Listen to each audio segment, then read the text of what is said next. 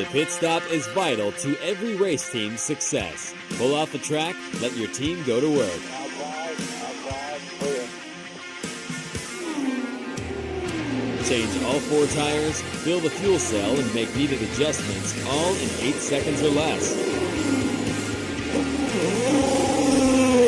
Hey, exciting week of racing action coming up. This is the Pits Are Open, presented by Speed Sport. Speed Sport 1 TV, your one-stop shopping spot for all racing news. And, of course, Redline Ace, our graphic friends in Indianapolis. Thank you so much for partnering with us. They do a great job. And whatever you need for graphics, Redline Ace is the place to go. Redline Ace is the place. RedlineAce.com. Ben Porter will take care of you. Of course, I'm Will Murata, your host. Alex Smith, our engineer. And joining Alex today, we brought back our good friend Dan. Dan DeMann is coming back to fill in some spots. We're actually planning on, well, we'll talk more about this in a couple weeks. We're planning a second show, another show we're going to be participating in. And Dan's going to be helping on the engineering side of that quite a bit. Well, I hope you're having a great day wherever you are, wherever you're living. It's wonderful. I joke all the time. People say, "How you doing?" And I say, "Better than I deserve." And I really do believe that. I think life is good. God is good. And we had a great weekend last week at Mid-Ohio. One of my favorite tracks, Mid-Ohio. And a shocking result with Alex Palou making a uncharacteristic mistake, actually 2 back-to-back mistakes, which allowed Scott Dixon, who hadn't won in about a year and a half, Scott Dixon to pass him with just a few laps remaining, and Scott won. And pretty amazing because Scott now has 21 years, more than 2 decades, of winning at least one NTT IndyCar race per season for 21 years. Amazing record, and a great driver. So I was happy to see that. We've got a great show for you today. A little bit later, we're going to be bringing on Indy Star's Nathan Brown. He is the IndyCar reporter for the Indy Star, has his own podcast show we'll talk about. He's going to give us a little bit of a Mid-Ohio wrap-up and then a Iowa preview. Iowa, not only known for political primaries, but in this case, a doubleheader, a rare doubleheader for IndyCar. Saturday we'll have, I think 5 o'clock, 5:30 p.m. Eastern time. We'll have the first of two dual 275 races, and we're excited about that. And then Sunday the second race, and Iowa's always a fun track. I mean, they scream around that place. It's really incredible. And our first guest, I'm super excited about. You know, we are thrilled anytime we're able to bring on partners on the show. Speed Sport, of course, we're so blessed to have Speed Sport's support and partnership. We'll have Joe Tripp on in a couple weeks, talk about a new partnership for them with the International Hot Rod Association and drag racing. In fact, they had live drag racing on today, qualifying for a meet, and it was good. It's good programming. So they are the official supplier of the IHRA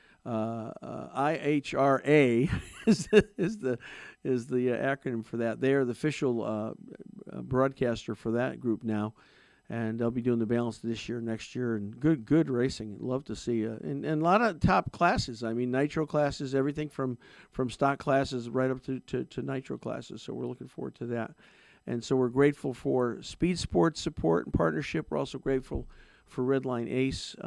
What a great friend they've been of the show, of the team, of Murata Autosport for many years, Ben Porter, and extremely talented. He's done work for NASCAR, he's done work for IMSA, he's done work for IndyCar. He's done a lot of different things and very capable of handling a full graphic suite for an entire team, every aspect of it, from uniform to hero card to car wrap to hauler wrap, you name it. Ben can knock it out and does a great job. And today we have a very special announcement and a special guest coming on for a new partner. And I'm so thrilled about this because I've known about this organization for a long time. It is America's Christian Credit Union. They've been around since 1958. I love them because it's a place where people can go who want to invest their money, keep their money, save their money in a place that shares the same values that they do as Christians. And I've been wanting to partner with these guys for a long time, and it's finally together. So we're happy to meet, welcome for the first time ever, the Chief Marketing Officer for America's Christian Credit Union. That's Andrew Casanova. Andrew, welcome to the show. Hi, good afternoon, Will. How are you? I am better than I deserve. Thank you so much for coming on. I know we were talking to Frank, and you came in at a late moment, but you're really the perfect person to discuss this first opportunity. This is something that we are looking forward to with your group. You are going to be a segment sponsor, which means every show we're going to be talking about you guys once a quarter. You, Frank, somebody's going to come on and talk about what you're doing. A vast array of products. I was stunned to really go through your portfolio and see all that you offer. It's amazing. Tell us about yourself. I want to hear about this. It's exciting because I know you have some racing background in your life. Tell us about yourself.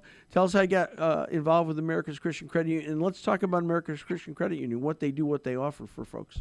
Sure. So hopefully I won't disappoint. I kind of started my path towards this. Actually, I raced motocross. And that's really where my passion lied out here in Southern California. I raced motocross, which we were the motocross mecca for quite a while down here. And then towards the end of my career, I started getting into like the off-road Grand Prix series and stuff like that. But it's through that journey, I ended up working for an ad agency, and Yamaha was our account. And that's kind of how I got into marketing. And so it was a great partnership. And then eventually that led over into this side. And really why I got involved with ACCU was really their heart for the mission. At the time, it really had nothing to do with motorsports whatsoever. Just reading about their mission, about how they were one of the innovators in private adoption lending. So then these families could, these kids could be joined to their forever homes. And then naturally, the passions kind of started colliding. And I think, through Providence, we were introduced to one another, and we kind of talked shop a little bit about our different experiences in our two different sports. But yeah, we've been around for 65 years, and we're hoping that we're hopefully coming out as not a well-kept secret. We definitely don't want to be a well-kept secret anymore. But in the early 2000s, we started being able to serve more than just the Nazarene Church, which was our roots. So for those that don't know, a credit union is basically a bank, but you have to be part of what's called a field of membership. And for ACCU, our field of membership is basically most mainline Christian faiths, both non-denominational all the way up to the denominations, and even both Protestant and Catholic qualify. So chances are, if you go to church, you've been to church, and even donated to some of our partners out there, you qualify for membership. And really what that does is that entitles you to better rates of return, whether it be on your savings or lower cost interest rates on your loans. And of course, we cover the whole gamut, both orgs. There's about 2,000 ministries that actually bank with us. Wow. And then we have about 100,000 personal households that bank with us. And what we really like to say is it's kind of like an ecosystem.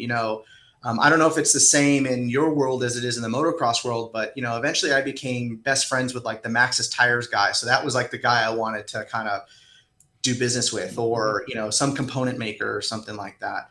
And really, we're just an ecosystem just like that, where everything, whether you have stuff on deposit with us, ends up becoming loans to help another ministry, potentially, or a private family, in whether they're getting a car loan, consolidating debt, or whatever life has to throw at you. So simply by banking, you're pretty much empowering other brothers and sisters in Christ to do what they need to do. And our whole mission is just making sure you're there to equip, you're financially equipped to serve God in the kingdom, right? So that so finances becomes a kind of a secondary thing. A person a lot smarter than me said, there's two ways money can basically control you. You can either be obsessed with it, or you can be scared of it. And we really want to do our best to take away the second option. Sure. I'm so impressed with the fact that you guys started in 1958. And I read that the total investment of the 5 members was $135. That's right. You've grown from managing $135 to managing nearly $700,000 of $700 million of credit. of deposits and things. I mean, what a growth spur. I mean, you've gone hard up to the right the whole time. It's impressive, and I'll tell you, I really have gotten to a point. We're talking with Andrew Casanova from America's Christian Credit Union. I've gotten to a point that even with motorsports, I really want to start doing and almost exclusively work with organizations that their values and faith align with ours. And so we use another organization and have had for a long time before I even met you guys. I've known you guys been around for a long time, but I've only known you guys for probably like the last 4 years. We use another organization called Thrivent. And Thrivent is, they started out working just with Lutheran folks. And then somewhere down the road, they said, well, let's open it up to anybody that's a Christian, a true Christian. So it's kind of like a similar path that you guys have been on.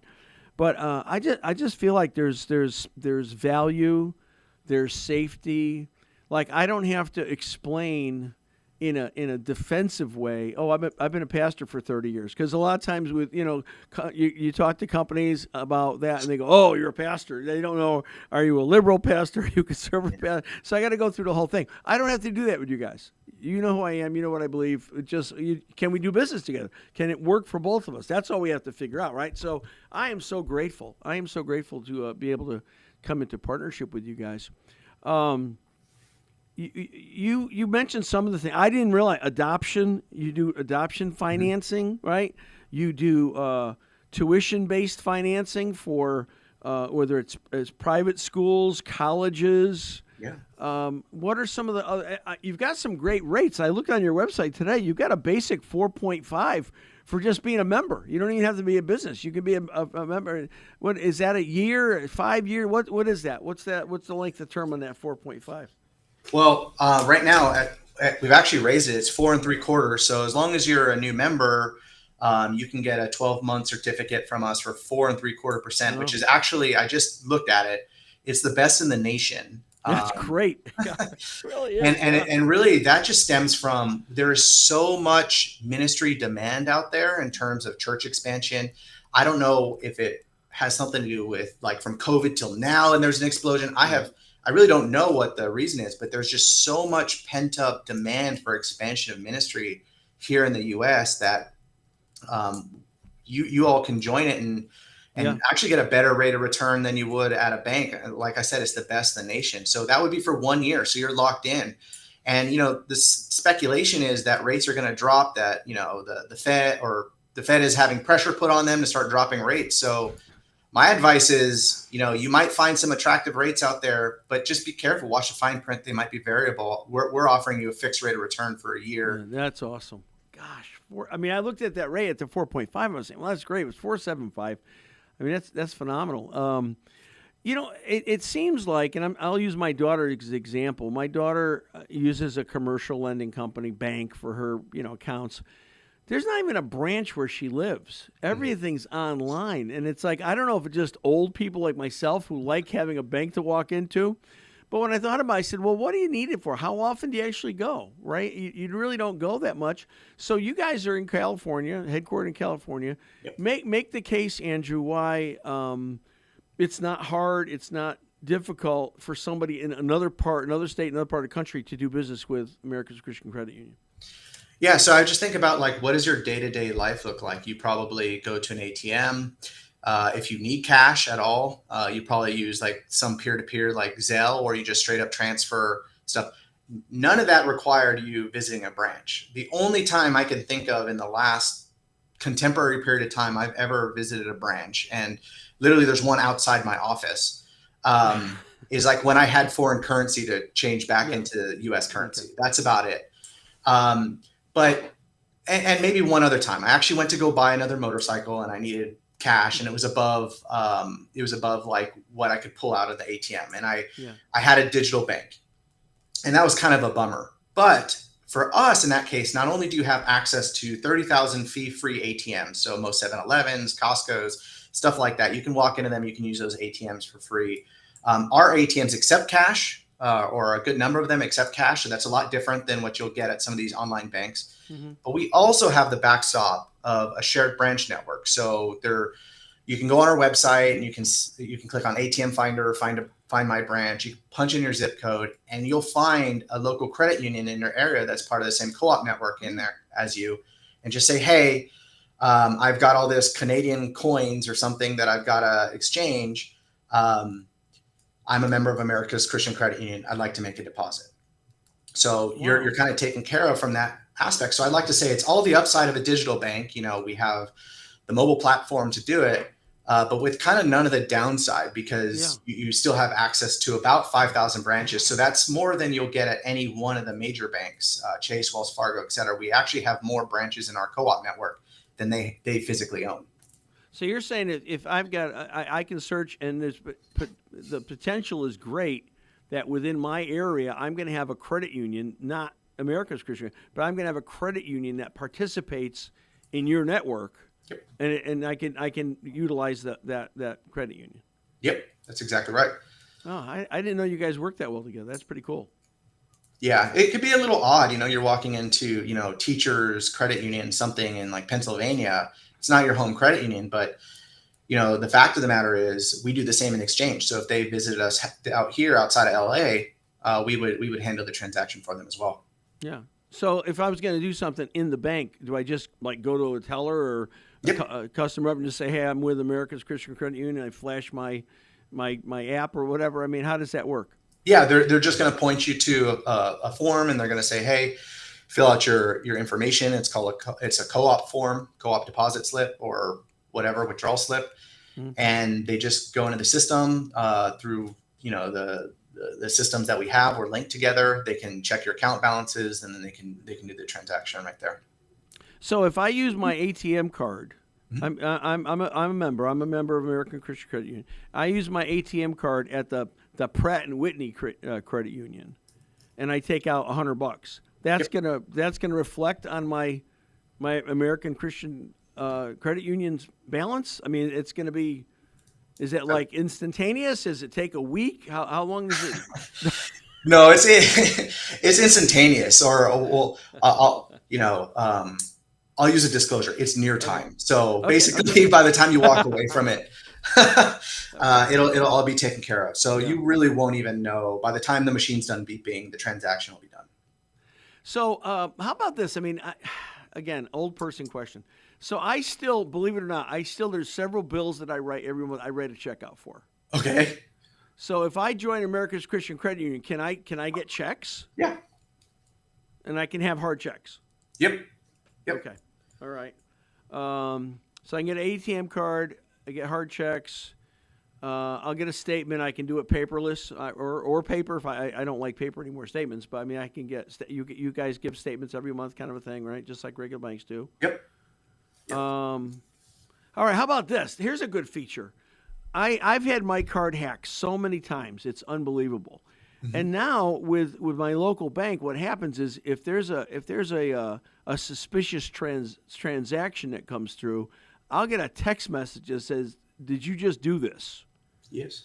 And I can say yes or no. And if I hate saying no, because if I say no, they put a hold on the card, and then my card's inactive. But do you guys monitor for fraud and things like that?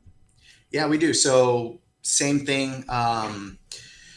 So there's a system in the background that looks for that kind of stuff. I'm not sure if it's trademark name, but it's the same system that the big banks use to detect fraud. That works through our card system. Mm-hmm. And you will get a text message if it looks suspicious. We also have two apps. We have our general mobile app, and we also have our ACCU cards app. So that's where you would monitor you'll get the question every once in a while, like let's just say you're out of state or something irregular, and it says this appears to be a fraudulent transaction. You can clear those right there, then and there inside of our ACCU cards app.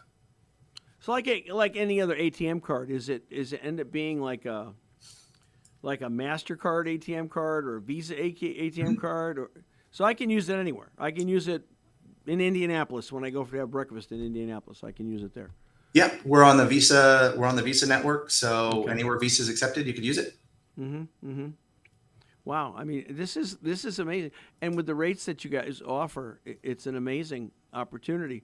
So if I'm going to be a new member, what do you have obviously this 4.75 rate on a year certificate, right? But are there any other new member benefits I can acquire? Yeah. So I would just say the first thing I would do is you're going to run the paces in opening up membership with us. I would say, why don't you talk to one of our loan officers and see what you can refinance your debt for?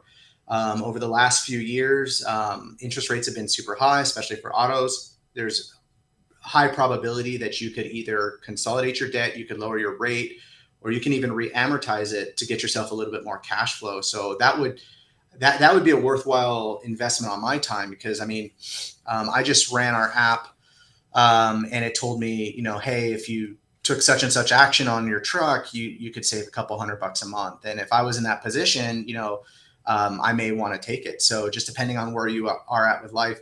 There's another one too. Like I'm in a kind of a different industry as you is in the motocross industry. A lot of people end up buying motorcycles on I won't name the name of the bank, okay, but it's basically a credit card.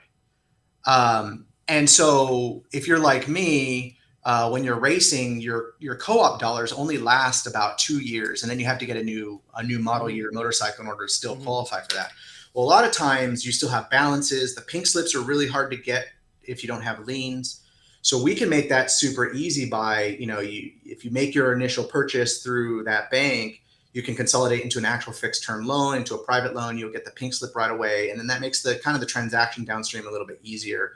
I just bought one off of somebody and I got an excellent deal because a lot of people didn't want to hassle with the pink slip. So why jip yourself in the future when you can kind of go through circumstances like that would be a little bit more beneficial. So there's just a lot of different avenues. Your debt consolidation right now is a great time to kind of get a HELOC. I would look at mortgages. Mortgages are going to be in a down rate environment. So you might want to consider like adjustable rate mortgage might be a time now to want to do that, because if your loans are going to be resetting, you want them to reset in a downward pattern. And then eventually when you're comfortable, you want to go for the fixed loan. So there's a lot of different options, but I would just say probably for most folks, I would just speak to one of our loan officers and see what they can do for you in your particular situation, because cash flow is king in all realms. So, why not see what's available to you? And then maybe if there's any discretionary funds, you can put that into one of our savings. And we've got a high yield savings that pays about 4 range. And you can keep that a little bit liquid for yourself for any, rainy day that you might have going on. That's cool. All right, let's talk about racing. So what was your high point in your career, would you say? What was the high point? What was the low point? How long did you race? Would you go back to it today if you could? Go ahead. So I would say my high point was I raced national motocross out here in Southern California. I'm not gonna, you probably won't even find me in a cycle news because like I made it to the qualifying before, the top 40 heat when you get to the standard moto. So I got through press day and I got through all that. So that was a high because you get to ride with your stars. You get to be out on the same practice track as them, at least until you start getting into some corners and some more technical sessions. You're running paces with them. So you're like, man, I can be a contender. So that was really like the highs. The lows is probably when the injuries started setting in. You have mistakes here and there. There was an instance when I crashed. I just so happened to fracture my skull in just the right way, and I was woke up in the hospital. There is a right way to fracture your skull. Really? I have to check that out. All right, guys, I'm sorry. No worries. Yeah, right way, and that like not deadly, I guess, but woke up and that started kind of, I guess, taking some of the mojo away, and that like this just isn't gonna do that for me. And then I had a friend whom we were doing a practice session. He really broke his leg, and it set him back like 2 years. Yeah. And it was just one of those things where it was like, I don't know if this is really like kind of lifestyle that, Yeah. that I want to stick with. And then, you meet the girl and you want to get married and you want to have a family. And next, I'm selling all my bikes to buy our first house. So, so I would say that's the secondary high, right? Yeah. After all that. But for now, yeah, I mean, I just started getting into it. My oldest son is of age, so we'll probably start getting him Oh, no. into it a little bit, just to have fun Sure. and Spend money. spend money. Yeah, burn a hole in my wallet. But it, through all that whole thing, yeah, I'm starting to get back into it. So for those that watch dirt bike adjacent stuff, Yeah. I started racing the NGPC series. I'm doing the over 40 class and trying to work my way back wow. up into the expert ranks. Wow. So you'll see me in there. So if you want to follow, you can check the stats. I'm number S133. So you can kind of see how that's going. I've got a good friend that I didn't meet in the motocross world. I met him in car racing, IndyCar world, who raced and had a freak accident, slow speed freak accident, and became paralyzed. Oh, geez. And he was paralyzed for about a year, and then things started working again. I mean, literally couldn't walk, couldn't do anything. His name is Jimmy Button. He was a fairly accomplished rider, and had this weird freak accident and literally couldn't walk. And then miraculously it just came back. And he's got a little bit of a unusual gait, but I mean he's great. He's fantastic and he's a super nice guy. But listen, there's no racing that doesn't have some amount of danger to it. I don't care what it is. You be racing grocery carriages in parking lots. There's some risk to it. All right, last question. So happy to have you on today. It's been a while since I've talked with you. Andrew Casanova from America's Christian Credit Union. Why, and you're a marketer. I mean, that's what you do. You're into marketing. That's your field of expertise. Mm-hmm. Why do you think it's beneficial for your organization to partner with a motorsports, entity like us, and why is it a good thing? Why is it a good fit for you from your perspective? Well, I'll say it this way. It's a good question. So kind of like reflecting just kind of about the racing lifestyle, I would say that there's one, it puts into perspective your own mortality. Like there wasn't a time and place that when I was lining up the gate, I wasn't saying my prayers and I wasn't, whatever. And in our world, there's actual pastors that'll pray over you on the line and whatever as you're lining up. So it seems like it's a natural fit. There's a faith component to it that I think isn't necessarily prevalent in any other sport. I would maybe argue football is probably the next closest. And there's just so many faith-aligned ministries that are actually in this world. And it just seems kind of natural, like as you're searching for folks that would fit, that appreciate, the Christian lifestyle, that we're going to find them in the motorsports industry because one, they recognize that I have the physical limitations of a human. I'm dependent on God's providence for me in this, whatever it may be. So they're more inclined to be sympathetic to that. It's funny, like I was at one of my local home tracks, and I hadn't seen it before, and I was paying the gate fee to get in, and it had a sign out there, and it basically said, "You'll experience loud noises, the national anthem, and prayer." And I was like. And I was like, that correctly. So if you're offended by any of those things, turn around and go home now. Yeah, right. So that totally kind of put in perspective. I was like, wow, this is the right place. And it just so happens in that same visit, I met a guy who he's an evangelistic pastor, and his ministry is basically he has a truck, he sells tires, he loans out tools to whoever needs it, because he realized that me going around and telling people about Christ might have been off-putting, but if I lend them a tool and I lend them a hand, I lend them advice, Now I've opened up the gate to have a conversation with them. So, Yeah. now you're in my territory while you're torquing down whatever you got to. Let me tell you about Jesus. So it just all seemed to click in that. So you're probably going to see a little bit more from us, at least in the motorsports realm. So super excited. It's also a passion project for us. Sure. And there's just a lot of natural alignment that goes with it. Good. Well, we're so happy to be partnered with you and look toward the future and see how things go. But thank you so much. Thanks for coming on today, and thank you to your team and America's Christian Credit Union, because we are thrilled to partner up with you guys. Absolutely. Wonderful. Thank you so much. I appreciate your time. We'll talk soon and look forward to Sure things we to will. come. Okay. All right. Thank you so much. Andrew Casanova, everybody, from America's Christian Credit Union, our newest partner on the Pitzer Open. Hey, we're going to take a break with a promo from our good friends at Speed Sport, and then we'll be back with Nathan Brown from the Indy Star.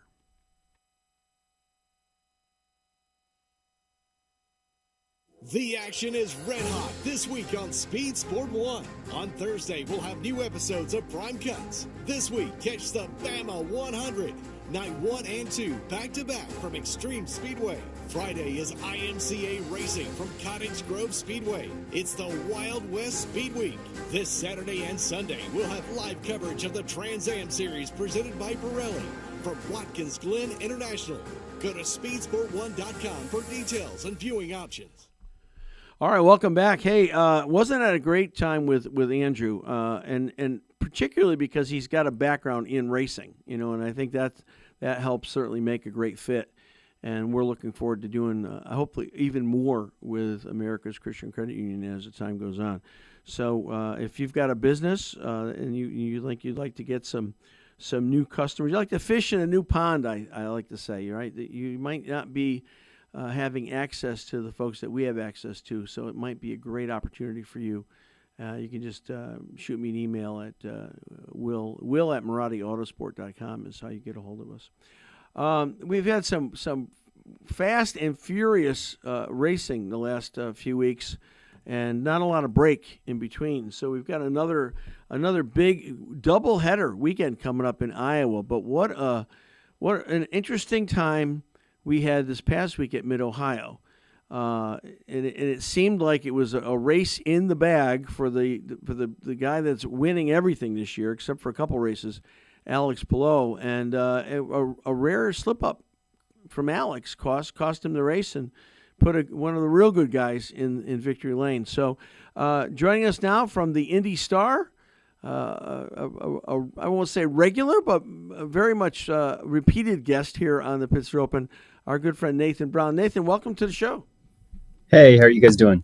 Doing good. Good to see you, my friend. Hey, what a shocking turn of events this was at Mid-Ohio. I mean, here's a guy that is like perfect always, forever, won the pole, going away, and he drives the car off the track and let Scott Dixon slip. I mean, was that as shocking to you as it was to us?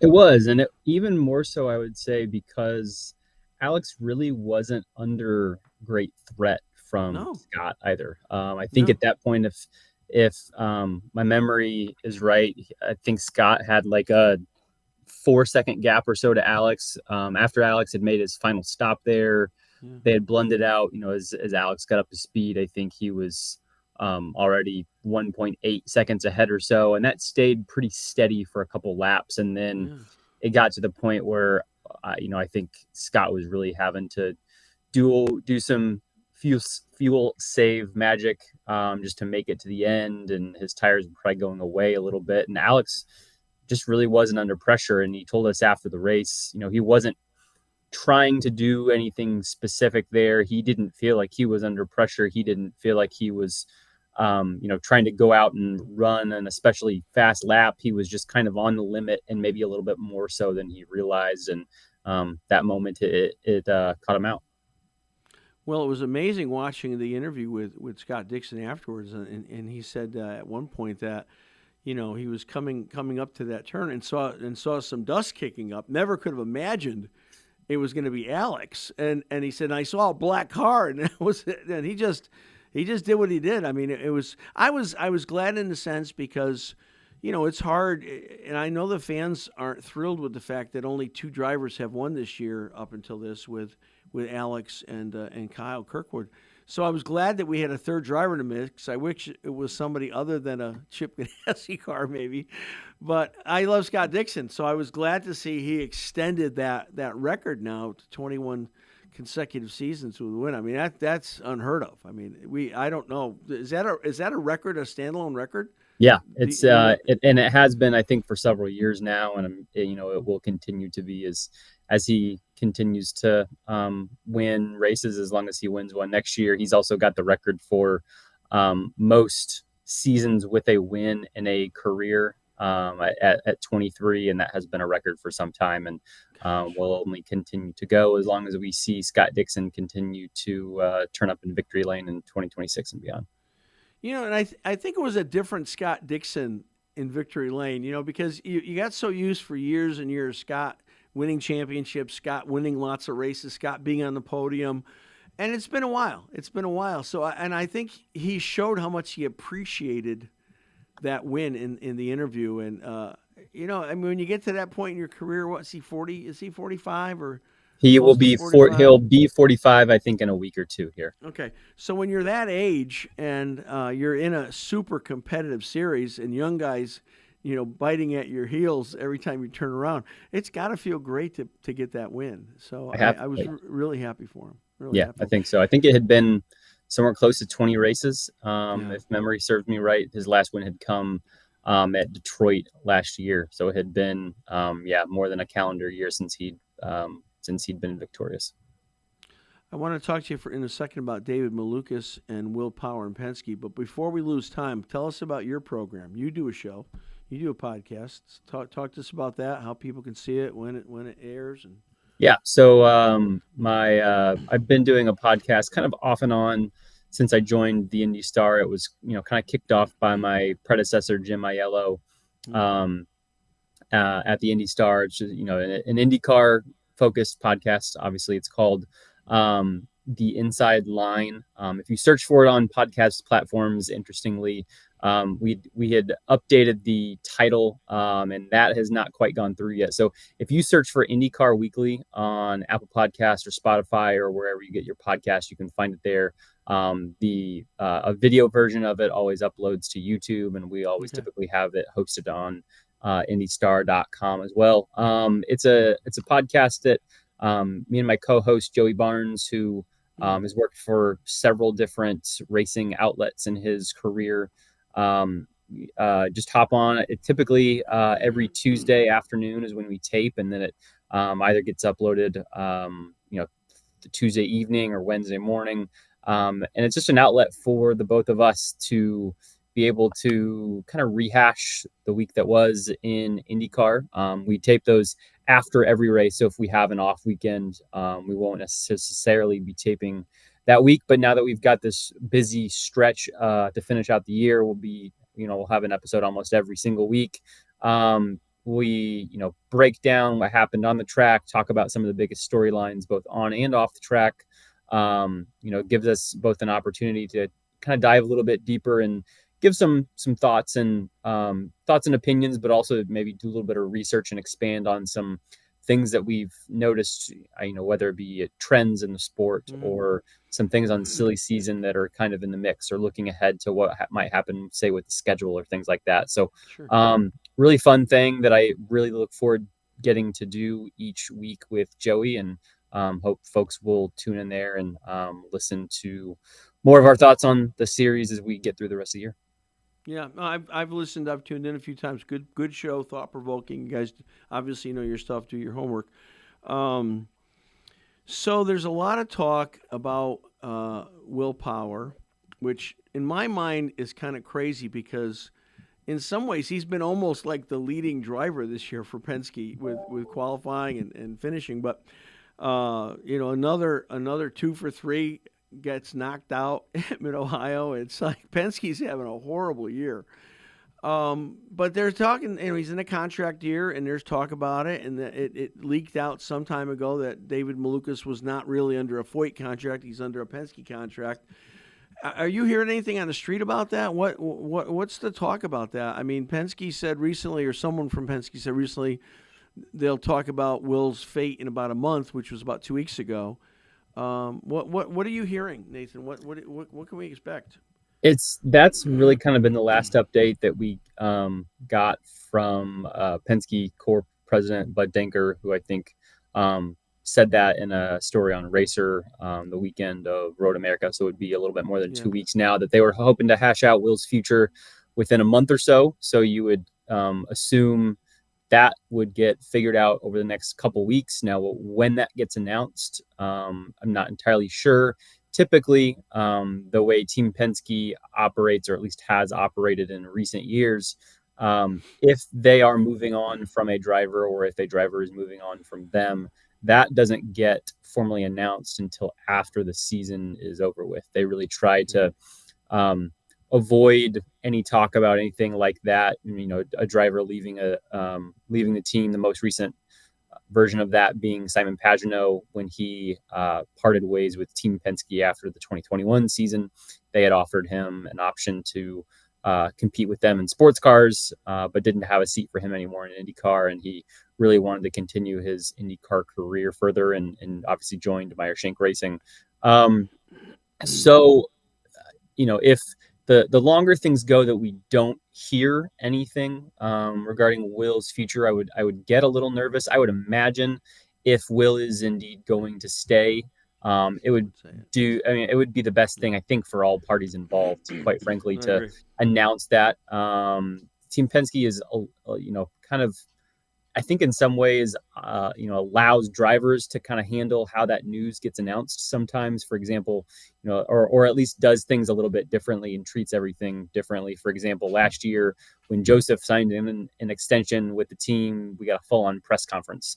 Scott McLaughlin told us, a small group of us at St. Pete, that he had signed an extension at some point in the off season several months ago, and it was really low key. I think the last time that Will signed an extension, it just kind of rolled out with an interview with someone. So it's there's not any one way that Team Penske would go about this, but as I said, I would imagine so that they can help Will focus on track, and they can also stop getting questions themselves. If they do come to an extension, I would imagine that we would hear that sometime by early August.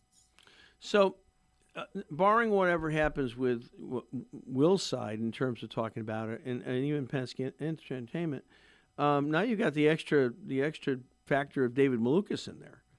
Now, I read an article this morning that said actually David's settling very comfortably at Foyt. Now, there's a technical alliance between Foyt and Penske. Would that continue? I mean, do you think Will's future would be determined at all by David Malukas's readiness or lack thereof? I think there's some validity to this, and again, this is really largely speculation. Sure. The Penske side has been really mum ever since everything happened in the month of May, and haven't really gotten a great sense of things. David himself has really shied away from talking about this, and all Will has really said is that he feels like he's still performing at the top of his game, and is as fit and fast as he's ever been in his career, and certainly would like to continue his career racing for Team Penske and IndyCar. But when I look at things and just kind of think about what makes the most sense for Team Penske specifically, and I look at David's season so far this year, I just feel like he's still making a few too many mistakes for a driver that would seemingly make sense at Team Penske. They signed a very raw Scott McLaughlin back. He finished up the last race of 2020, and then 2021 was his rookie season. We all knew that was going to be a 3-year project or so, getting Scott to be a championship level driver. But outside that, Team Penske has never really hired, in its recent history, a guy that is still kind of raw, or someone who's not ready to consistently challenge for race wins or championships or Indy 500s. And I just don't know that we've seen enough out of David to feel like he's going to be in that place consistently. You think back to even just the last month and a half or so, the mistake he makes at Detroit, knocking out Blow out of the race and therefore hindering his own race, causing a lap one caution at Road America after starting way high up on the grid. The mistake he made at Worldwide Technology Raceway, trying to make a pass around Kyle Kirkwood at a moment where he didn't really need to make it. I think David is still learning. He's obviously shown speed. He's got some good racecraft. I just think when I think of what's best for both him and his own career and Team Penske as well, I think it would do David well to just stay in one spot. In a home where, quite frankly, he could very well go and win a race at some point this year. He's challenged for poles. He's done well in qualifying.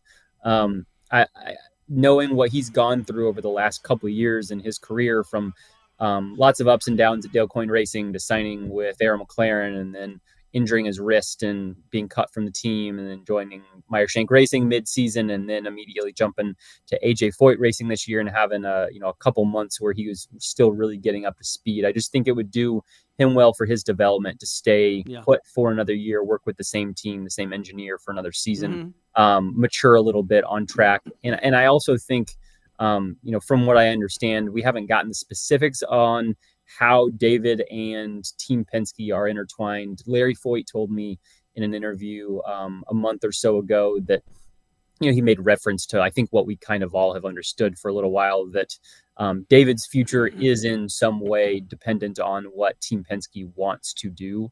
And so when I hear that, I don't get any inclination that David is going to be driving for anyone else next year other than AJ Foyt Racing or Team Penske. So that tells me that he's not at risk of leaving to go somewhere else. So I just don't know what the rush would be to thrust David into a seat and a role that maybe he's not quite ready for. This team is obviously very much in flux. I think needs to kind of reset and find its foundation again. And Will is not struggling or underperforming at a level that you would think he doesn't deserve to be back. Certainly sitting ninth in the championship through 10 races is not where he would want to be, but you look at what's going on with his teammates. He's got a teammate in 11th. He's got a teammate in 7th or 18th or 19th. None of them have won a race. Will has been on a pole. He's had, as many podiums as his other teammates have. I know it's still a tough position for him to be in because he is the one in a contract year. McLaughlin and Joseph are not, but I still think he's shown enough that I think at minimum, at least one more year would make a lot of sense. You talk about Scott McLaughlin. There was a World Series years ago with the Boston Red Sox, and they had a first baseman, a beloved. I still love the guy. He's passed away since, but it was Bill Buckner. And a little hapless ground ball went down first baseline and literally went through his legs under his glove. The Red Sox lost the game. And even though it was Game 6 and they could have won it in Game 7, they still lost the series. And people still for years said it was the Buckner curse that Buckner caused it.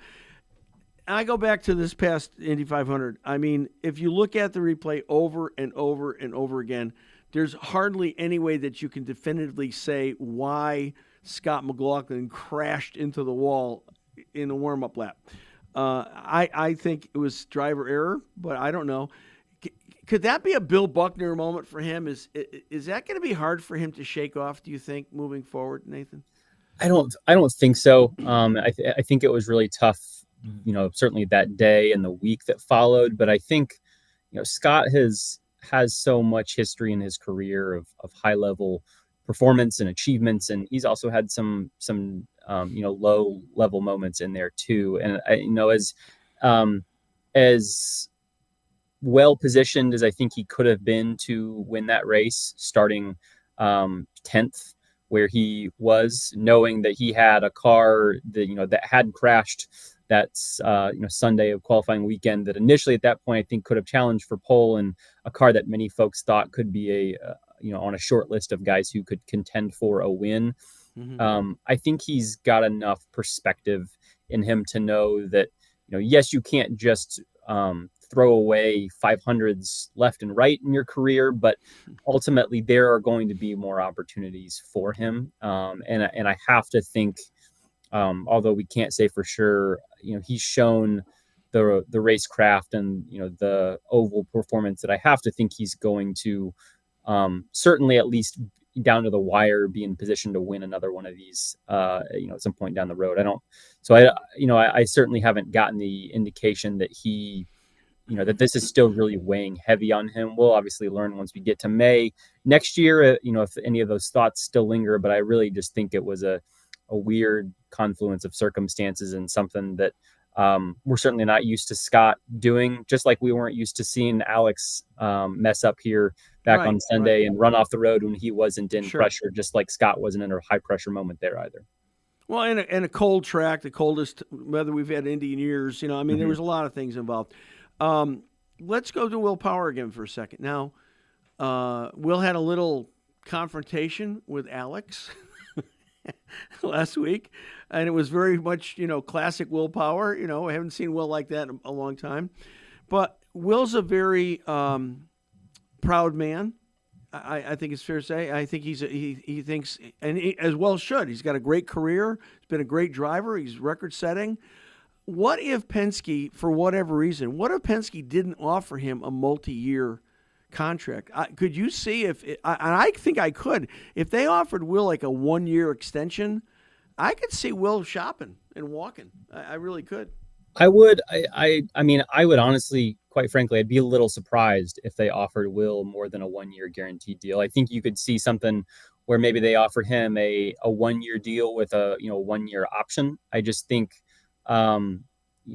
knowing even though the whole team has experienced some challenges this year, I just have to think that 1 year where if say he goes and wins the championship or, is second down to the wire, kind of like he was last year, and maybe David is still really not finding himself, and Will still gives them the best opportunity to win, and the short term still there. Maybe they re-up with him for 2027 as well. But I would definitely think that a 1-year guaranteed deal is very much a possibility. The challenge for Will then is, as unhappy as he might be, feeling like he deserves more than that, feeling like he should be able to, kind of leave on his own terms, which I think is totally fair, even though it's not the way in which Team Penske has operated with its aging veteran legendary drivers in the past. When you think of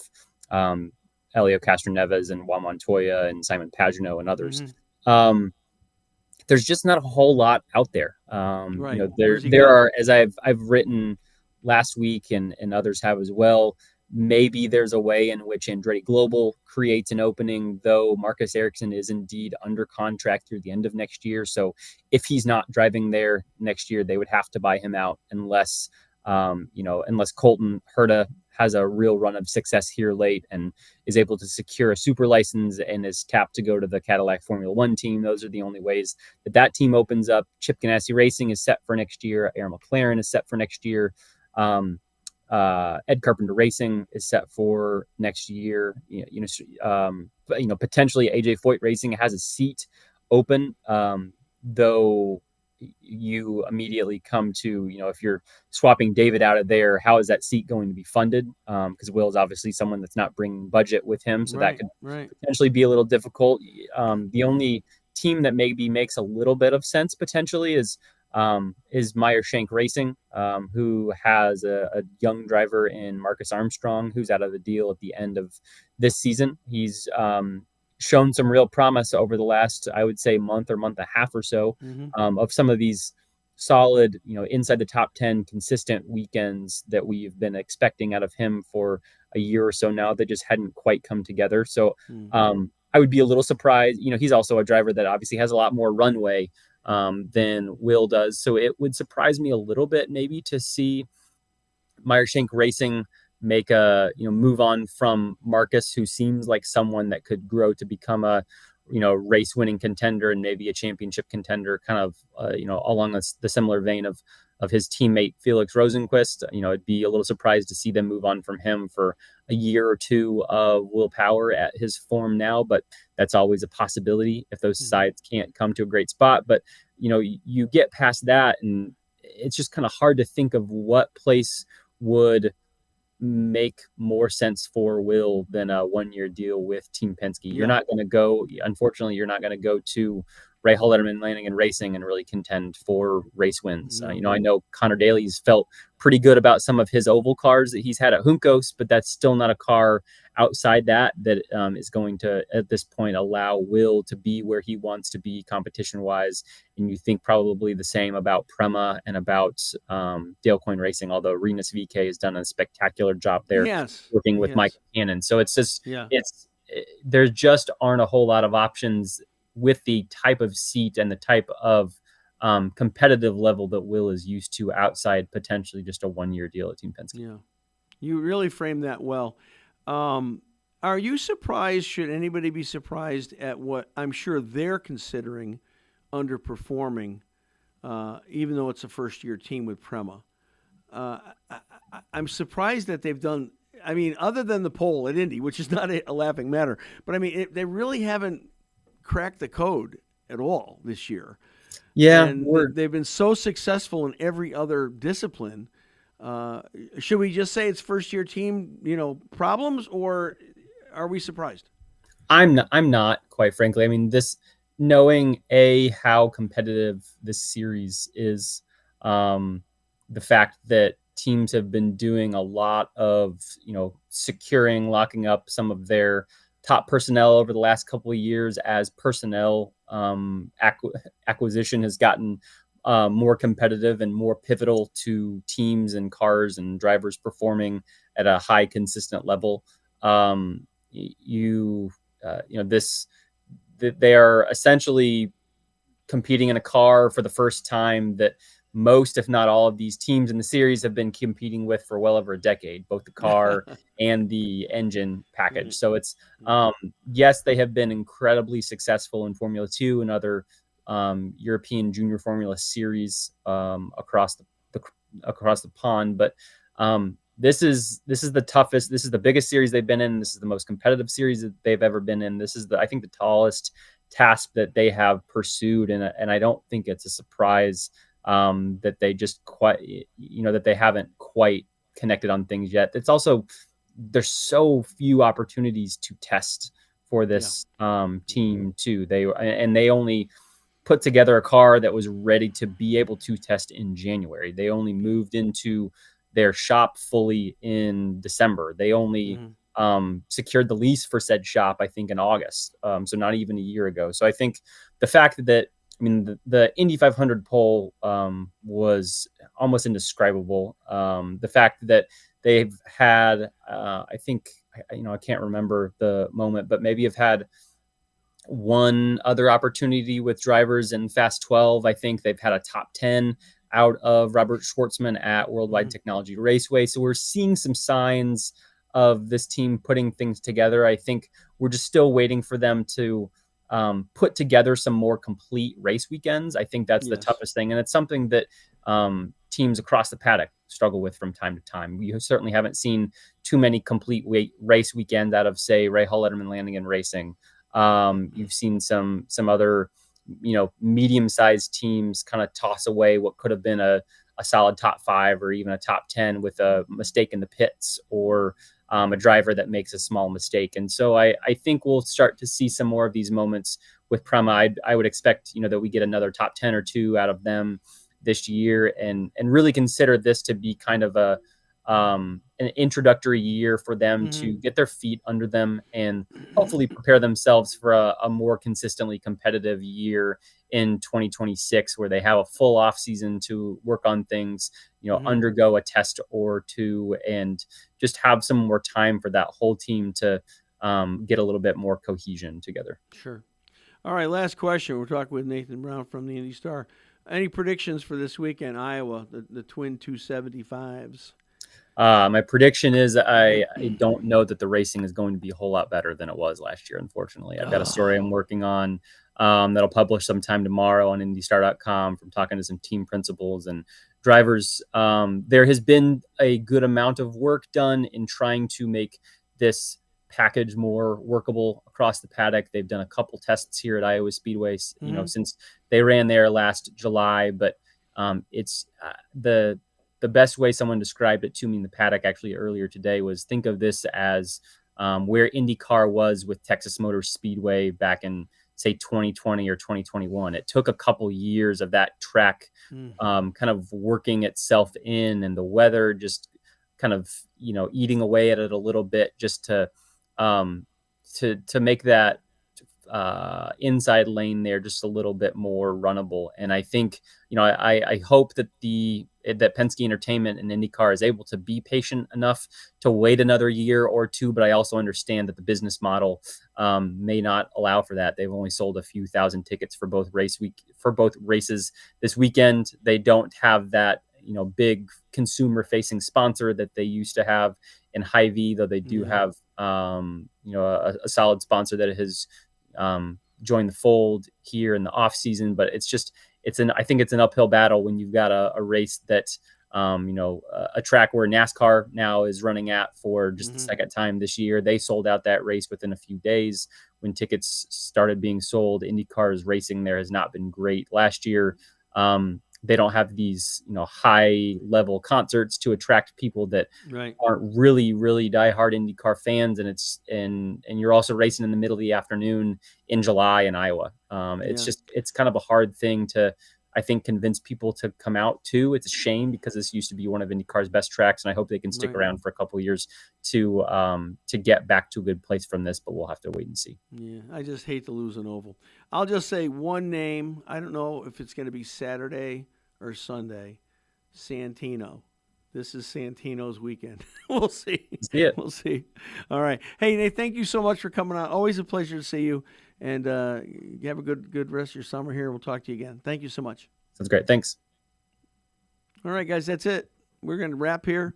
Good show today. Thank you so much. Thank you, Mr. Alex and Dan. Thanks for being here. And we're excited about our new sponsor, America's Christian Credit Union. Wonderful relationship. We look to build that over the weeks and months and years ahead. And, so we're good. Give it comments. Send us some comments. Obviously, we're changing our set. We're moving things around, getting prepared to try to do something which we'll announce in the coming weeks, which will be very exciting if we can pull it off. Super exciting if we can pull it off. Can't wait to do it. And, so thanks for watching. Share it with your friends, your relatives, your associates, your neighbors. Get them to tune in. You can listen to it on Spotify. We'll have it up on YouTube. And, of course, Facebook on Roddy Autosport. Hey, again, thanks again. Looking forward to good racing in Iowa. And we'll see you all next week.